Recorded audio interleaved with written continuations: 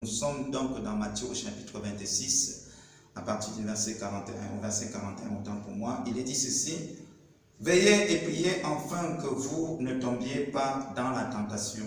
Veillez et priez afin que vous ne tombiez pas dans la tentation. Alors, lorsque donc le Seigneur Jésus était à Gethsemane, c'est-à-dire au lieu du pressoir, avec quelques de ses disciples qu'il avait choisis parmi ses disciples pour la prière, et ils sont donc arrivés à Gethsemane. Il est dit que pendant que le Seigneur Jésus s'éloignait pour la prière, ses disciples, Jean, Pierre, ils étaient vraiment plongés dans un assoupissement qui ne dit pas son nom. Ils dormaient.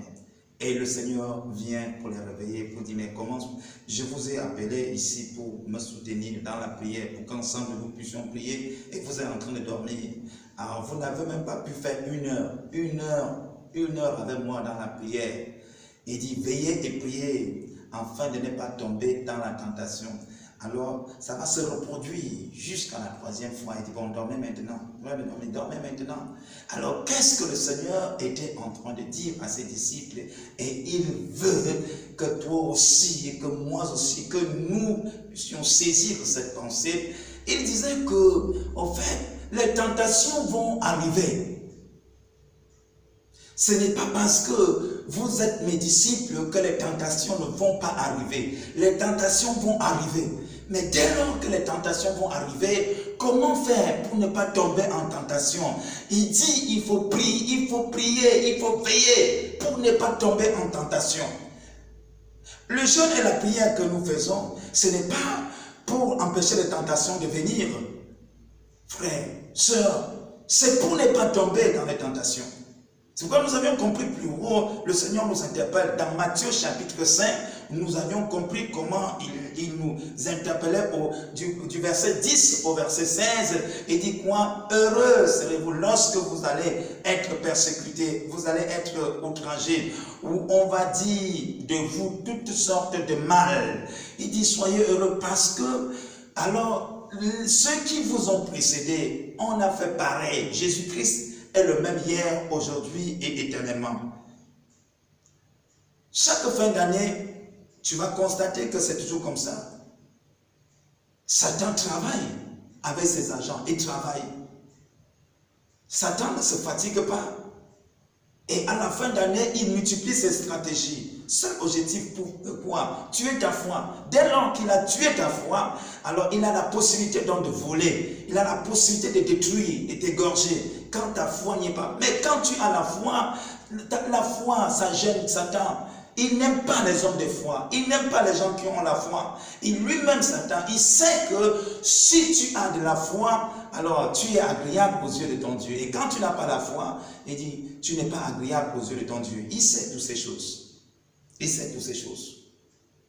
Dans la première des choses, quand Satan vient dans ta vie, il trouve que tu es un homme de foi, tu es une femme de foi, alors il tue ta foi. Il tue ta foi. Ne permets pas à l'ennemi de tuer ta foi. Reconnais ton identité, parce qu'il va venir par les persécutions, par les outrages. Oui, il va entrer dans les hommes pour raconter des choses qui ne sont même pas fondées sur toi. Pour raconter des choses sur toi, ça va te faire mal. Et si tu te fies à ça, tu vas perdre ta foi. Or, Jésus a dit ceci: rien n'est impossible à celui qui croit. Qui croit quoi? Qui croit en sa parole. Et le juste vivra pas par ses économies, mais le juste vivra par sa foi. Par sa foi. Il dit: s'il se retire de sa foi, il dit: son âme ne prend pas plaisir en lui. Donc le Seigneur nous interpelle en cette fin d'année, ne pas nous focaliser sur on a dit, oh, moi je suis dans les problèmes. Non, je n'ai pas le temps du Seigneur en ce moment. Non, le Seigneur m'a oublié. Mais sinon, non, si le Seigneur ne m'avait pas oublié, pourquoi alors je traverse ces choses? Pourquoi alors ça? Pourquoi alors ça? Comprenons-le, enfants de Dieu, Église de Jésus-Christ, comprenons-le, comprenons-le. C'est le Seigneur Jésus qui nous a dit que nous sommes le sel de la terre. C'est lui qui nous a dit que nous sommes la lumière du monde. Il s'appuie sur quoi? Il s'appuie sur sa parole, sous les enseignements qu'il nous a donnés. Et nous avions reçu ces enseignements. Et ces enseignements-là, c'est pour éclairer. C'est l'Église qui éclaire le monde. Ce n'est pas le monde qui éclaire l'Église. C'est l'Église qui a la solution pour le monde. Ce n'est pas le monde qui a la solution pour l'Église. Et lorsqu'on parle de l'Église, on parle de toi et moi. Nous formons le corps de Christ. Nous formons son corps. L'Église, c'est toi et moi. Donc nous sommes la lumière. Nous éclairons le monde. Ce n'est pas le monde. Nous n'attendons pas la solution du monde. C'est le monde qui doit attendre la solution de l'Église. Parce que si nous attendons la solution du monde, alors nous sommes en train d'appeler l'obscurité de nous envahir. Le monde va apporter quelle solution alors que le monde elle-même est dans l'obscurité? Le monde est dans l'obscurité.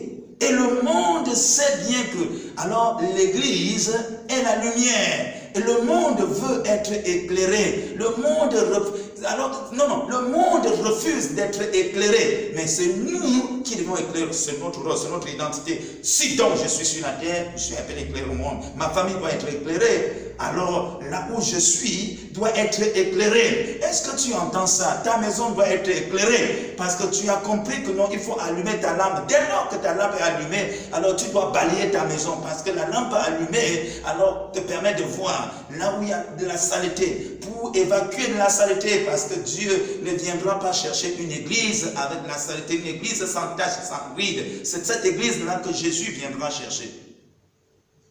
Dieu sait que tu dois être tenté. Dieu le sait. Mais il te dit que s'il arrivait des complots contre toi, rassure-toi, cela ne vient pas de lui. Ésaïe chapitre 54. Il dit, s'il y a des complots, toi tu dois comprendre que cela ne vient pas de lui. C'est pourquoi il t'a donné un pouvoir. Un pouvoir pour que tu sois capable, alors quand il y a des complots, capable, lorsqu'on dit faussement des choses de toi, capable, lorsque tu es persécuté, de surmonter toutes ces choses. Ne sois pas à l'église pour être à l'église. Non frère, ne sois pas un simple figurant. Refuse ça. Il dit veillez et priez. La prière va te permettre, non, de ne pas tomber dans la tentation. La prière ne viendra pas ici empêcher les tentations de venir. Considérons un autre texte dans Jacques au chapitre 1er au verset 12. Il est dit ceci, heureux l'homme qui supporte patiemment la tentation. Comment je peux supporter patiemment la tentation? Dans les prières, dans les veilles. Dis Amen. Ce n'est pas dans les pleurs. Nous avions compris dans Lamentation chapitre 3, à partir du verset 21, où Jérémie a passé son temps à pleurer, à se lamenter. Et au verset 21, la Bible nous dit, lui-même il a compris que les pleurs et les lamentations, ça ne pouvait pas changer quelque chose. Et il va rapidement changer. Il dit, voici ce que désormais je dois repasser dans mon cœur. Ce que les bontés de l'Éternel ne sont pas épuisées. Ces bontés se renouvellent chaque matin. Qu'est-ce que tu repasses dans ton cœur? Qu'est-ce qui est dans ton cœur? Il dit, c'est ça qui va donner de l'espérance dans mon cœur. Qu'est-ce que tu repasses dans ton cœur? Et Dieu nous interpelle, ce sont de ces choses. Comprends que Dieu ne t'a pas abandonné. Écoutons, Jésus dit ceci, dans Jean chapitre 10, il dit, au verset 11, il dit, je suis le bon berger. Le bon berger donne sa vie pour ses brebis. Est-ce que Jésus a donné sa vie pour toi? Waouh! Waouh! Waouh! N'est-ce pas, il a versé son sang à la croix pour toi? N'est-ce pas, il se fait pauvre pour que tu deviennes riche? Et David, ayant réalisé que Jésus-Christ était le bon berger, il dit dans le psaume 23 que l'Éternel est mon berger. Et il s'en va plus loin, il dit, quand je marche dans la vallée de l'ombre de la mort, il dit, je ne crains aucun mal. Quand je marche dans la vallée de l'ombre de la mort, je ne crains aucun mal. David, pourquoi tu ne crains pas? Pourquoi tu ne crains pas un mal quand tu marches dans la vallée de l'ombre de la mort? Il dit, le bon berger, il est avec moi. Hein, David? Ça connaît ça? Oui. Mais dis-moi, qu'est-ce qui te rassure? Il dit, sa roulette et son bâton. La roulette et le bâton, c'est ça la parole. La parole de Dieu. Elle est efficace. Hébreux 4, verset 12, nous dit que la parole de Dieu, elle est efficace, elle est puissante. Plus tranchante qu'un couteau à double tranchant. La parole de Dieu. David dit, quand quand je marche dans la vallée de l'homme de la mort, donc même David se retrouvait dans la vallée de l'homme de la mort, certainement tu te retrouves dans la vallée de l'homme de la mort. Mon frère, ma soeur, laisse-moi te dire de la part du Seigneur que si tu crois au nom de Jésus-Christ de Nazareth, ce que là tes pensées même sont en train de te dire, cela n'arrivera pas au nom de Jésus-Christ de Nazareth. Tu seras aussi capable de dire avec David, je ne mourrai pas, je vivrai, je vais raconter les merveilles de l'Éternel. Dis Amen là où tu es. Vous voyez? Il dit, je suis le bon berger. Le bon berger donne, il donne sa vie pour ses brebis. Et David dit, quand je marche, donc, je prie et je me retrouve dans la vallée. Je sais une chose, je ne suis pas appelé à demeurer dans la vallée. Ce n'est qu'un passage, j'y arriverai. Avec Jésus, je ferai des espoirs. Je continue à dire à quelqu'un, ne dis pas que l'année est finie. Non, non, non, non, frère. Les projets de 2018 ne renvoient pas déjà à 2019. L'année 2018 finira le 31 décembre. Je dis bien le 31 décembre. Alors, notre Rédempteur, il n'a pas encore dit son dernier mot. C'est pourquoi il m'interpelle de venir t'interpeller. C'est pourquoi il m'enseigne de venir t'enseigner. C'est pourquoi il m'exhorte de venir t'exhorter pour dire, réveille-toi de ton sommeil. Ne dors pas comme les autres. Alors, si tu as perdu ta foi, retrouve ta foi. Retrouve ta foi. Tu sortiras de cette vallée au nom de Jésus-Christ de Nazareth. Tu sortiras de cette vallée au nom de Jésus-Christ. Il dit, je suis le bon berger. Le bon berger donne sa vie pour ses brebis.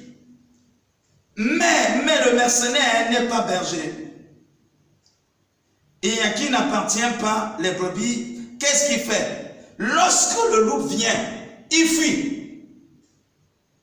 Certainement, il y a des personnes sur qui tu as mis ta confiance. Et quand tu te retrouvais dans des situations, dans des attaques, alors ils t'ont abandonné à toi-même. Mais ça ne fait rien. Ne désespère point. Il y a quelqu'un qui est resté toujours avec toi. Oui, il pensait qu'il t'a laissé seul. Mais ces gens-là, ils pensent qu'ils t'ont laissé seul. Alors tu peux te rassurer. Attends, tu as reçu le Seigneur Jésus. Il est où? N'est-ce pas, il est dans ton cœur? Est-ce qu'il est parti? Tu as le Saint-Esprit. Il est où? N'est-ce pas, il est dans ton cœur? N'est-ce pas, il est en toi? N'est-ce pas, il habite en toi? Et si les gens sont partis, est-ce que lui, il est parti? Il n'est pas parti.